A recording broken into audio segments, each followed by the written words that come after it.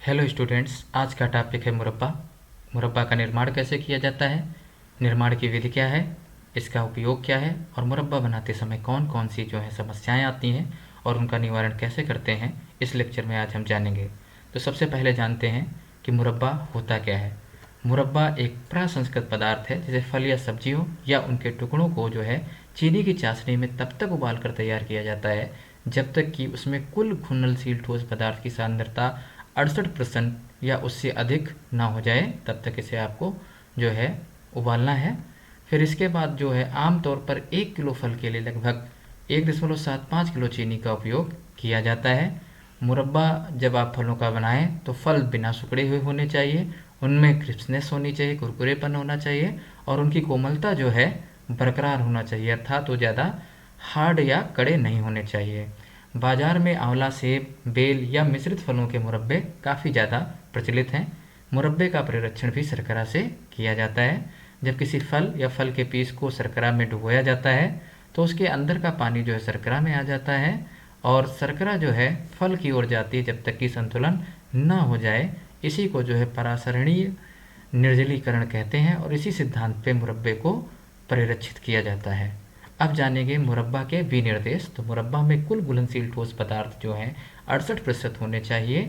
फल की मात्रा मिनिमम 45% होनी चाहिए। मिनिमम का मतलब न्यूनतम, इससे अधिक रख सकते हैं पर कम नहीं रख सकते हैं। कृत्रिम मिठास वाले पदार्थ की कोई अनुमति नहीं है फूड प्रोडक्ट ऑर्डर 1955 के अंतर्गत। अगर शुगर के क्रिस्टल्स इसमें अस्वीकृत किए जाते हैं, जबकि क्रिस्टलाइज और ग्लेज्ड फ्रूट में स्वीकृति है उनकी। आर्गेनोलेप्टिक परीक्षण की अगर बात करें तो जेली में हमने समझा था कि आर्गेनोलेप्टिक परीक्षण क्या होती है। तो मूल फल का सुवास होना चाहिए आर्गेनोलेप्टिक परीक्षण में। जैसे मूल फल लगता है, जैसे आंवले का आप बना रहे हैं तो आंवले जैसा ही इसमें सुवास आना चाहिए, यानी टेस्ट एरोमा फील आंवले का ही आना चाहिए। किण्वन या फर्मेंटेशन अनुपस्थित होना चाहिए। इसमें किसी भी प्रकार से जीवाणु और फफूंद का संक्रमण नहीं होना चाहिए। आओ जानते हैं मुरब्बा कैसे बनाते हैं। सबसे पहले फलों का चुनाव करना है। हमें मैच्योर फलों का चुनाव करना चाहिए।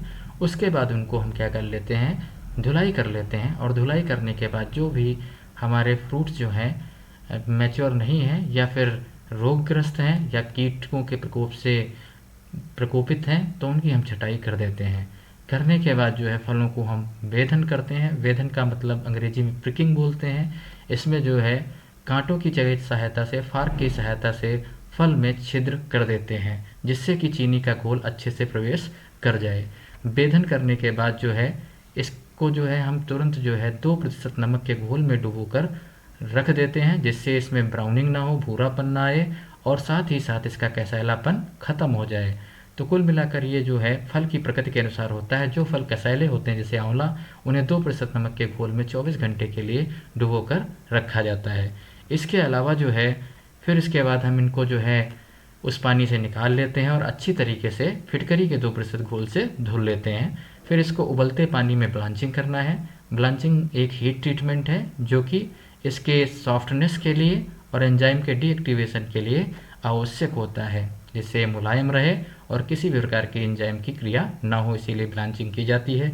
ब्लांचिंग का समय फल की प्रकृति पर या सब्जी की प्रकृति पर निर्भर करता है और ब्लांचिंग का समय 2 से लेकर 10 मिनट तक हो सकता है। इसके अलावा अगर देखा जाए तो फल और चीनी को वैकल्पिक परतों में हम अरेंज कर लेंगे। जैसे ब्लांचिंग हो जाए, आप देख लो कि फल मुलायम हो गया है, उसको निकाल लेते हैं। उसके बाद हम फलों और चीनी की एक वैकल्पिक परत लगाते हैं, यानी पहले चीनी फिर फल फिर चीनी फिर फल, इस प्रकार से परत लगा के रख दें। या फिर हम 40 डिग्री वृक्ष की चीनी के घोल को बना लें और उसमें फलों को रख देते हैं 24 घंटे के लिए। उसके बाद इन फलों को निकाल लिया जाता है। एक छन्नी की सहायता से फल निकल जाते हैं और सिरप बची हुई वो पात्र में रहती है। फिर इस पात्र को हम फिर से क्या करते हैं, 60 डिग्री वृक्ष तक जब चीनी हो जाए तो इस घोल में उबाल लेते हैं और इस घोल को उबालने के बाद ये हमारे फल निकले हुए रखे हैं फिर इस घोल में हम डाल देते हैं। फिर इसके बाद फलों को 24 घंटों तक रख देना चाहिए और 24 घंटे तक रखने के बाद फिर से फलों को छन्ने की सहायता से निकाल लेना चाहिए। ध्यान रखना चाहिए कि फल किसी भी प्रकार से क्षतिग्रस्त ना हो। तो फल फिर से निकलेंगे और फिर से जो चीनी का घोल बचा है फिर से उसे हम गर्म करेंगे। तो ये चीनी का घोल अब की बार 70 डिग्री वृक्ष तक गर्म करेंगे जब 76 डिग्री ब्रिक्स इसका TSS हो जाए तो ये जो फल निकाले थे इनको फिर से जो है उसी घोल में मिला देते हैं और 1 सप्ताह तक रख देते हैं। 1 सप्ताह से तक जब हम रख दें उसके बाद इनकी जो है हम समझ लें मुरब्बा तैयार हो गया है और हम इनकी डिब्बाबंदी करने लगते हैं। तो ये मुरब्बा तैयार मुरब्बा को डिब्बे में बंद कर देते हैं, इसकी लेवलिंग कर देते हैं और इसका भंडारण कर देते हैं। तो ये थी मुरब्बा बनाने की संपूर्ण विधि, आप स्क्रीनशॉट ले सकते हो। अब जानेंगे मुरब्बे से संबंधित समस्याएं और उनका निवारण।